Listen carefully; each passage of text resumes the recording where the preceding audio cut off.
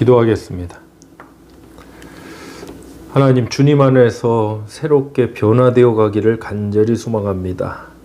아직도 우리 안에 이 육체의 정욕과 죄악된 그러한 모습들이 또 마음의 쓴뿌리들이 나올 때가 있습니다. 우리의 연약함입니다. 하나님 은혜와 또 주님의 성령의 도우심으로 우리들이 이 연약함에서 변화되어서 하나님의 사람으로 하나님이 쓰시기에 합당한 그릇으로 빚어지게 하여 주옵소서.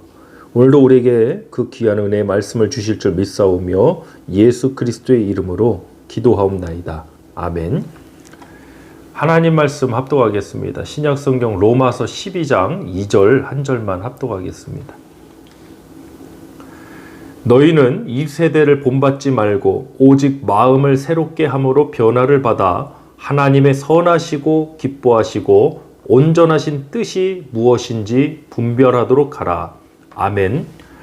로마서 12장 2절 본문으로 변화된 것을 어떻게 아는가? 변화된 것을 어떻게 아는가?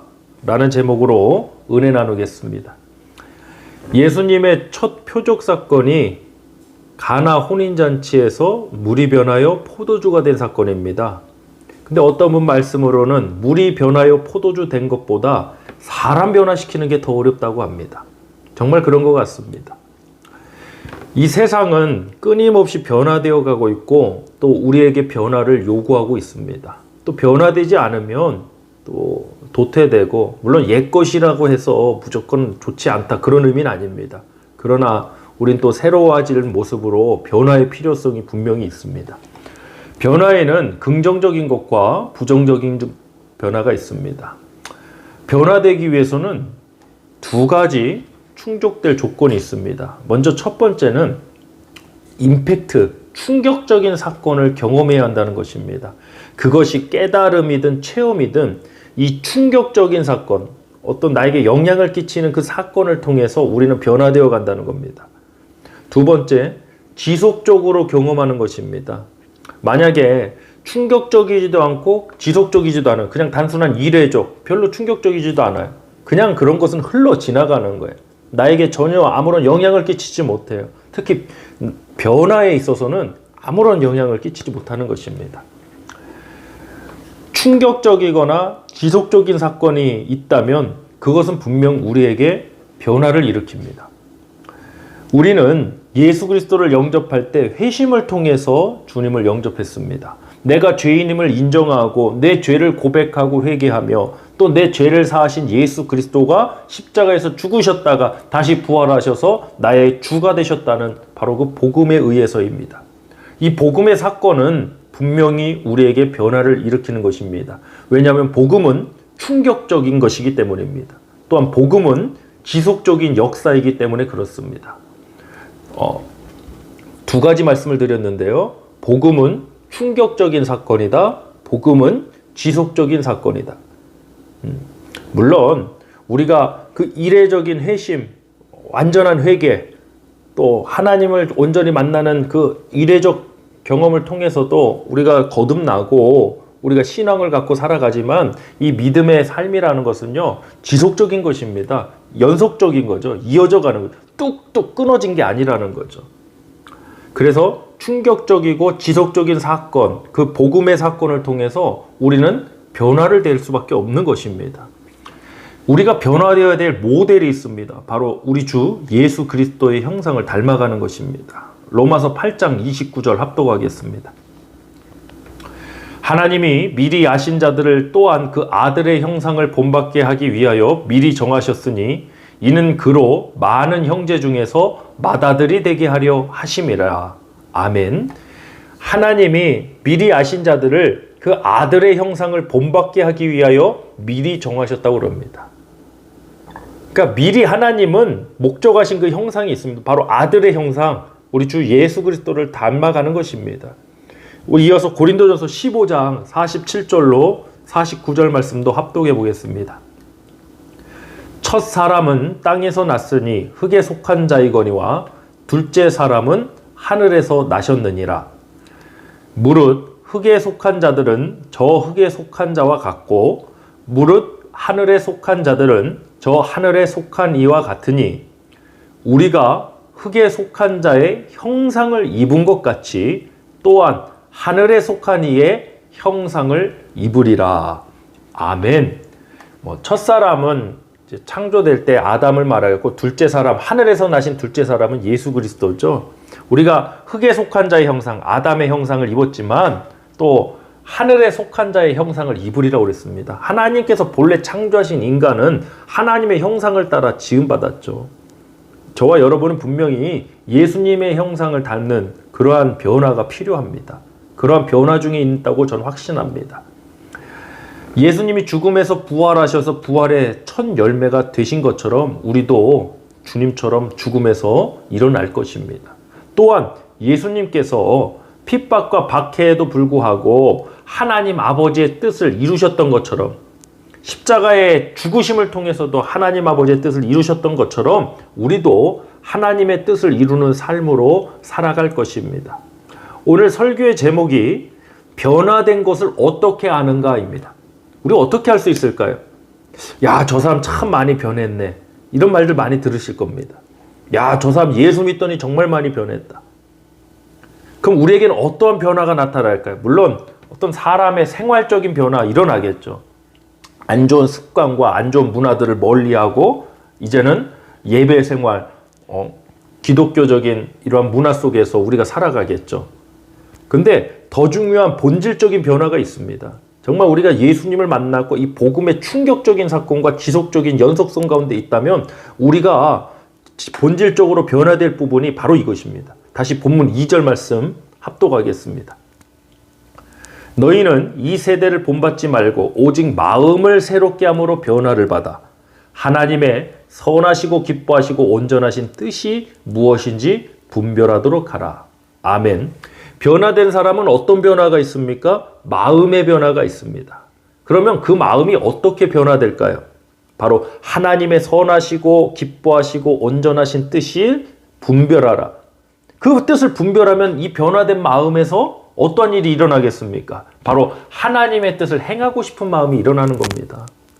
순종은요, 강요에 의해서 순종하면 축복받으니까 그래서 순종하는 게 아닙니다. 우리 마음에서, 믿음의 마음에서 자동적으로 일어나는 변화의 핵심 중에 하나가 바로 이 순종의 삶인 것입니다. 하나님의 뜻을 행하고 싶은 마음이 있다면 여러분 변화되신 겁니다. 하나님의 뜻대로 내가 살아야겠다는 그 삶의 방향이 있고 삶의 목적이 있다면 그 사람 변화된 것입니다.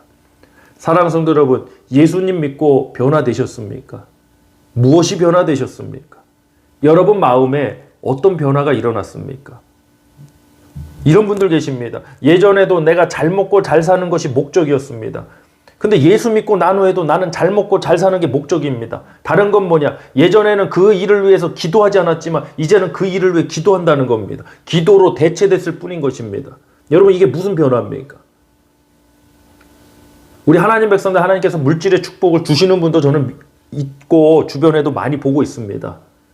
근데 정말 우리에게 일어나는 진정한 영적인 변화는 무엇입니까? 내 마음의 변화죠. 내 마음이 어떻게 변화되는 겁니까? 하나님의 뜻을 행하고 싶은 마음으로 변화되는 겁니다. 물질을 주셔도요, 그 물질로 하나님의 뜻을 행하고 싶은 것입니다.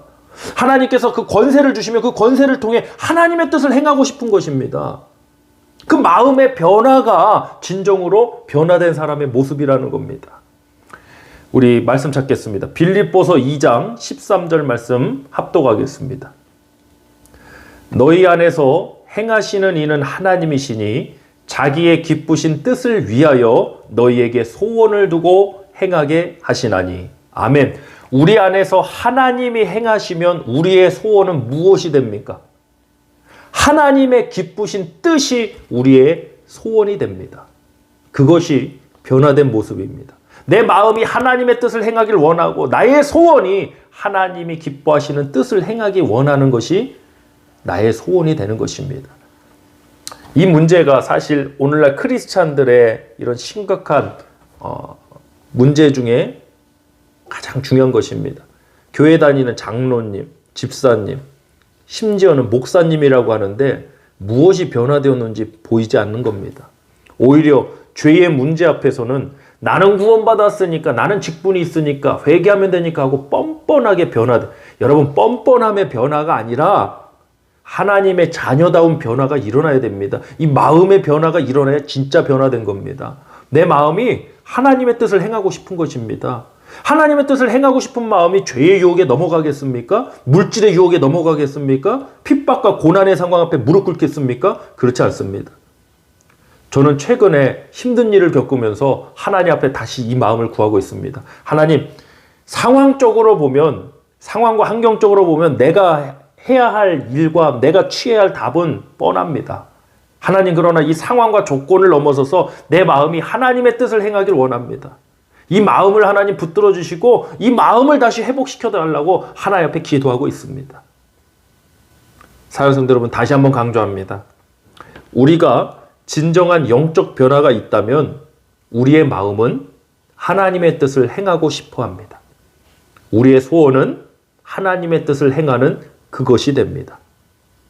우리의 마음, 사람들에게 아닌 척할 수 있겠지만 자기 자신에게는 드러날 수밖에 없지 않습니까? 여러분 마음은 지금 어떠십니까? 정말 우리 모두가 우리 주 예수 그리스도 안에서 이 진정한 영적 변화를 만나고 경험해서 새 사람으로 새 그릇으로 하나님께 쓰임받는 은혜가 있기를 간절히 소망하고 축복합니다. 이 시간에 합심하여 기도하도록 하겠습니다. 변화된 것을 어떻게 아는가?